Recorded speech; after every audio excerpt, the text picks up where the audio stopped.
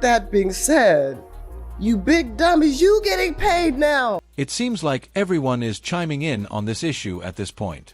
Opportunity to pull up their chair. For a moment, let's be honest.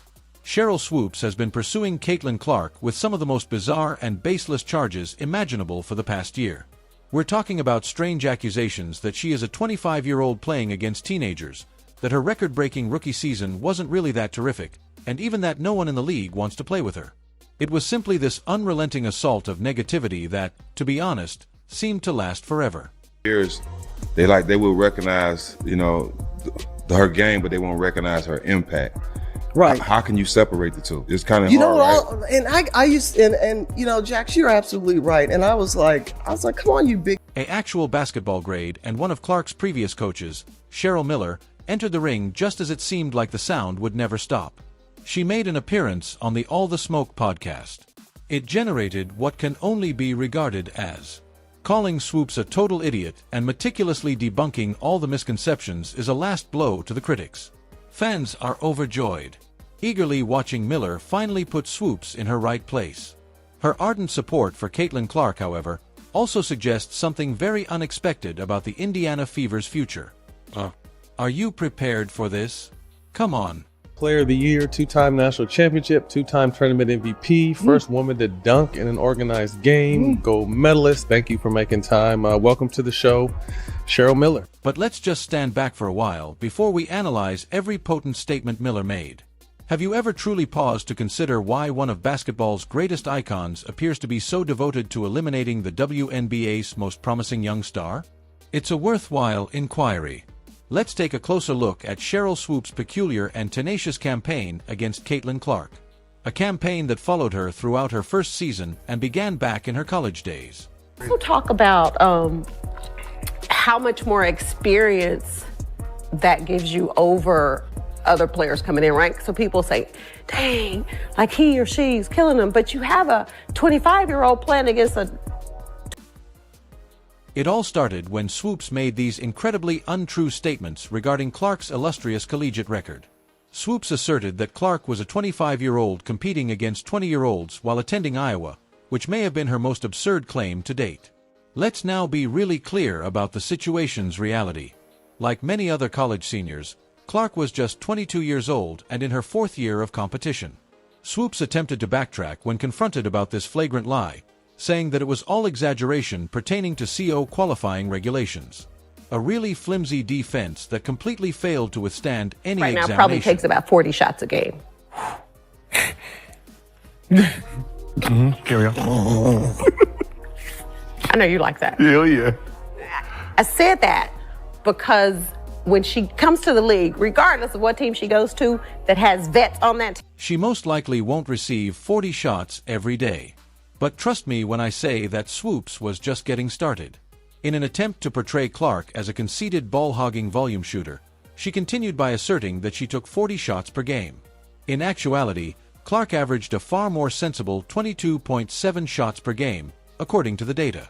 The fact that Swoops herself averaged 19.2 shots per game during her own senior year, just 3 fewer than Clark, makes this assertion particularly absurd. Imagine hurling stones from a glass home. Swoops shifted strategies when that story failed, particularly when Clark was on the point of breaking the NCAA scoring record, suggesting that Clark would require a 5th year to surpass it. if you're going to break a record, to me, if it's legitimate, you have to break that record in the same amount of time that that player set it. Okay. Right? So if Kelsey Plum set that record in 4 years, well, Caitlin should have broke that record in 4 years. But because there's a COVID year, and then there's another year, you know what I mean? So she's already had an extra year to break that record. So is it truly a broken? Naturally, this was entirely incorrect. Swoops then confidently declared that Clark wouldn't be able to rule the league when she joined the WNBA. However, Swoops conveniently chose not to use the co-eligibility rule, which would have given Clark a 5th year of college ball, as she began to break rookie assist records and establish herself as one of the league's top playmakers. Ultimately, the figures are self-explanatory. With an average of 19.2 points and a league-high 8.4 assists per game at the end of her remarkable debut season, Clark silenced all skeptics and earned Rookie of the Year. she wouldn't be good. What I said was I didn't think Caitlin or Angel would come into the league and dominate immediately, which I don't think either of them did. Respectfully, there is absolutely no way, even when we're trying to sit here and play semantics about dominating, there's no way that anyone could ever leave this season in saying that both Caitlin Clark and Angel Reese didn't dominate. You would have to further explain what dominance means for you to not sit here and say that a player who is leading the league in assists while averaging 19 to 20 points didn't dominate. Swoop's appearance on Angel Reese's podcast, when she continued to denigrate Clark while simultaneously asserting that she doesn't hate her, was possibly the most telling of all. It was really a typical textbook illustration of someone claiming one thing but doing very else, exposing the hypocrisy to the public. Since she was in college, I helped do her shoe deal with Nike in 1993, took her to her first SBs. I've known Cheryl, I've coached her, have a lot of respect for her. I called her when Caitlin was still playing at Iowa and she had just broken Maravich's record.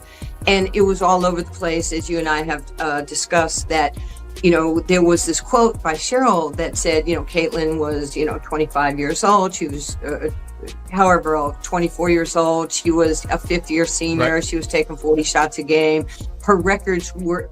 The ongoing criticism became unavoidable once the entire basketball community began to see this troubling pattern.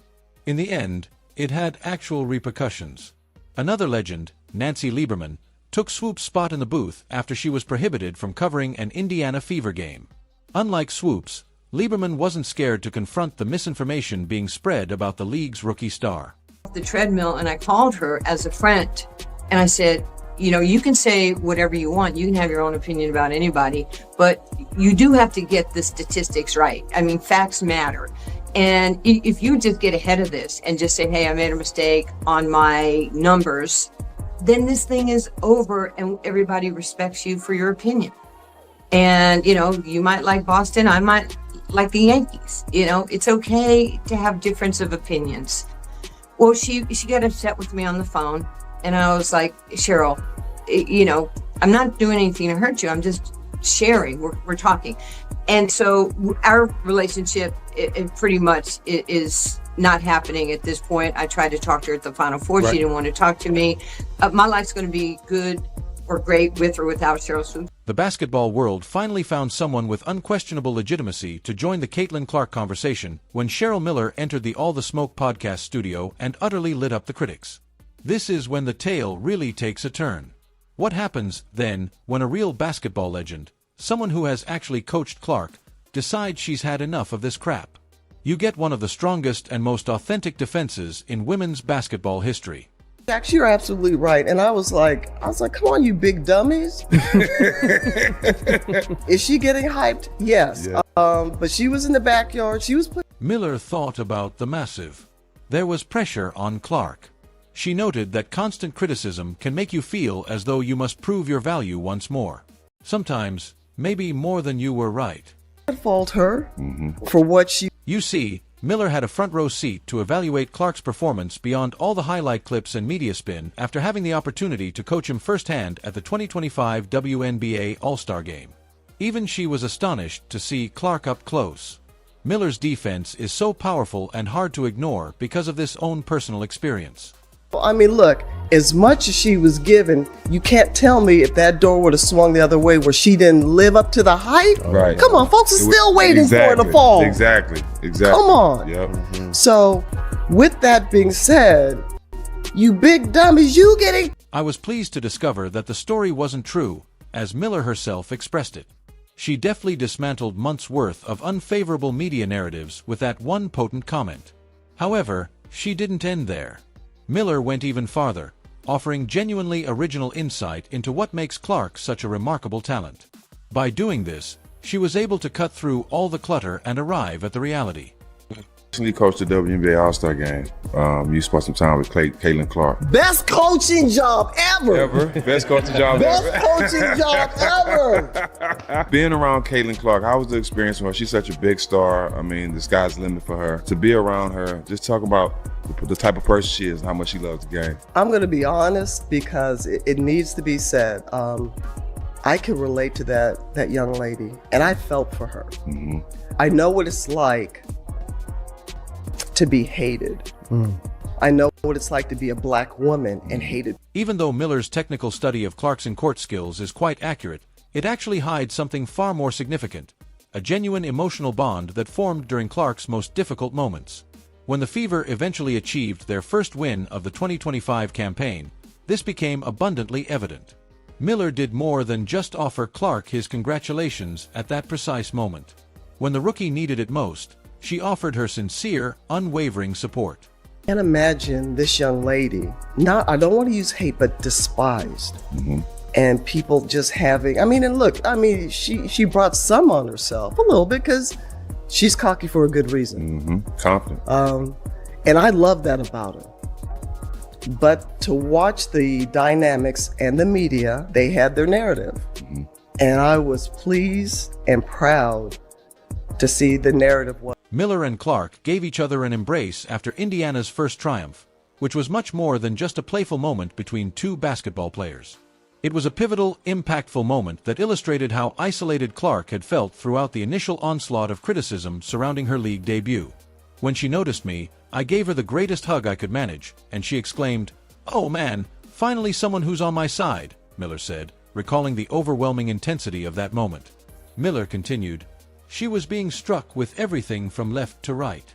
Her pass, and I didn't know how talented she was and how well she sees the game in a 3D version. Thinker.